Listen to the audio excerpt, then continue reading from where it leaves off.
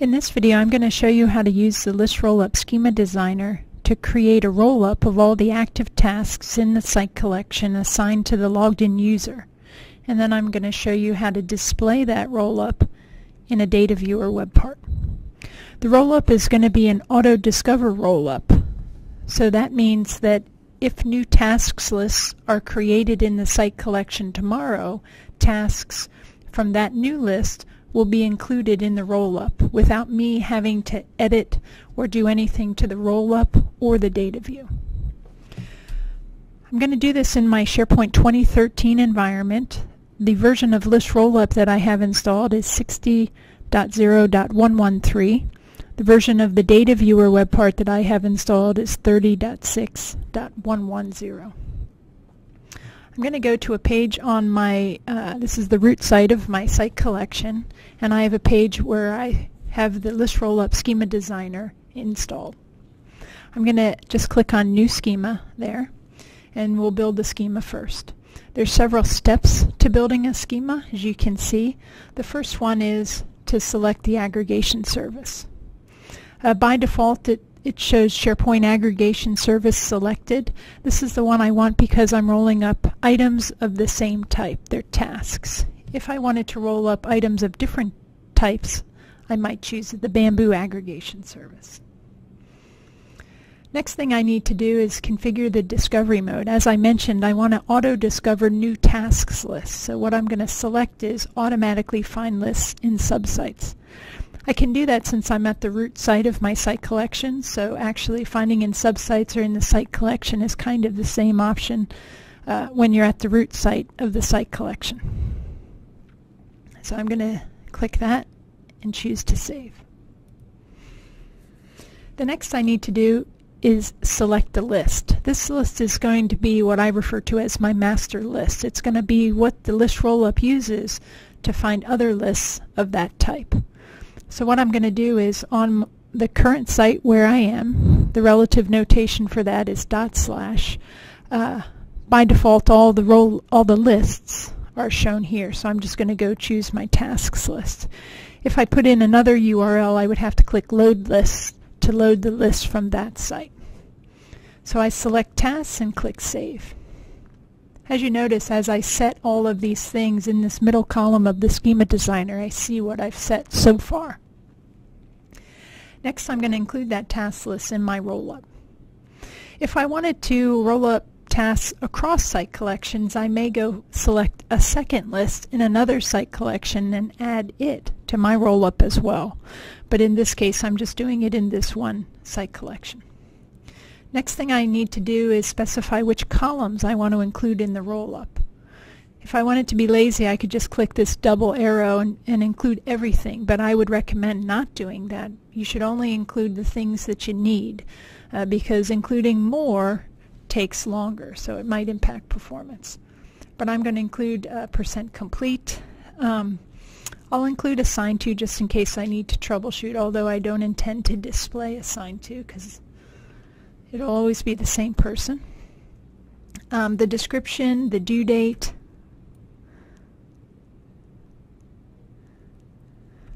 priority might be useful, start date. I have 3 options for task name. I'm going to choose the one that's linked to the item with the edit menu, and then task status.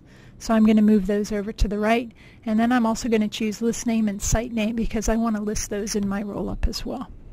Click Save. Next thing I need to do is define a filter. So I'm going to click on the Define a Filter and choose that I only want to show some tasks because I only want the ones assigned to the logged in user and I only want active tasks. So here you can see there's a camel query that's required. If you don't know camel, you can build your camel query here. So I'm going to choose assigned to is equal to, and here I can't put me, and there's no listing here for the current user. So what you do is just pick any user, and then once we build our camel, we're going to edit the camel. But so assigned to equal to Julie, and task status not equal to completed, and this will get me all of my active tasks. And then I'm going to click this button that says Copy Criteria to Camel Query Field, and we'll see the camel up at the top. I like to put in some returns so I can see things a little easier. So you'll see here the first one, assigned to value type user, and then Julie is spelled out here. I want to change that, and I want to change it so it gets the current logged in user. So there's two changes I need to make. First, I need to say that the value type is equal to integer. And then I want to get rid of the Julie text because I want this to be a dynamic variable. And I'm going to type in user ID here. So that's a tag, user ID. And so that will change the camel to get things not assigned to Julie, but things assigned to the logged in user, and where status is not equal to completed. So with that camel, I'm going to click Save. And you see it gets transferred here to the UI so I can see what I saved. The last thing I need to do is give my schema a name.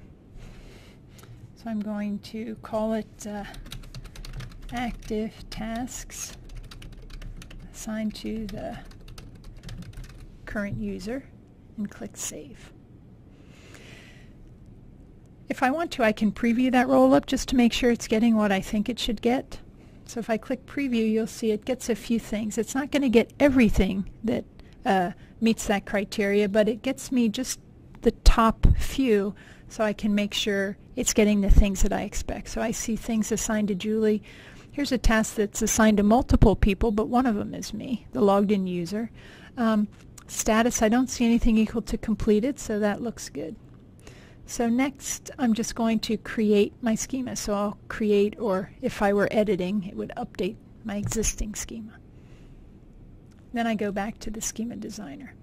New schemas get added to the end of the list, so there you see it on the second page at the end.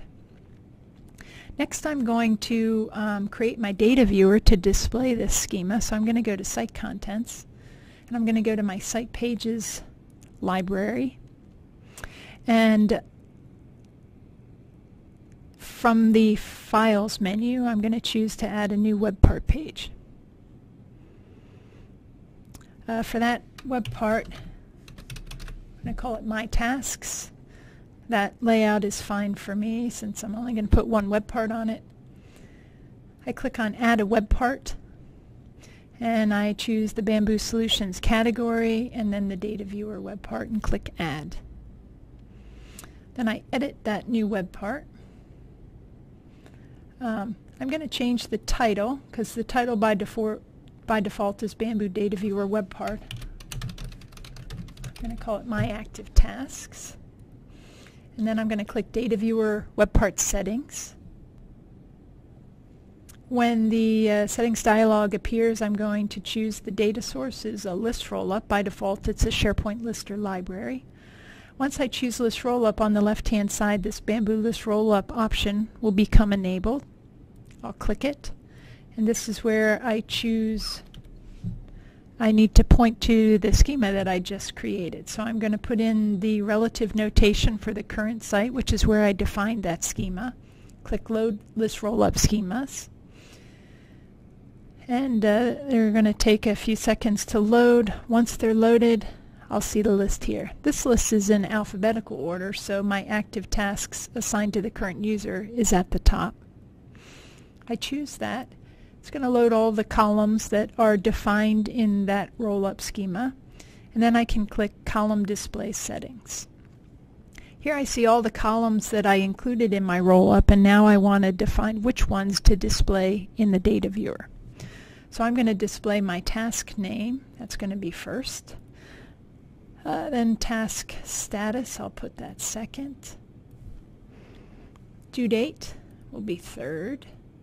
I'm not going to include the assigned to because it's always going to be assigned to the logged in user, so why take up space with that column? Percent complete, we'll make that fourth. And then site name and list name 7 and 9.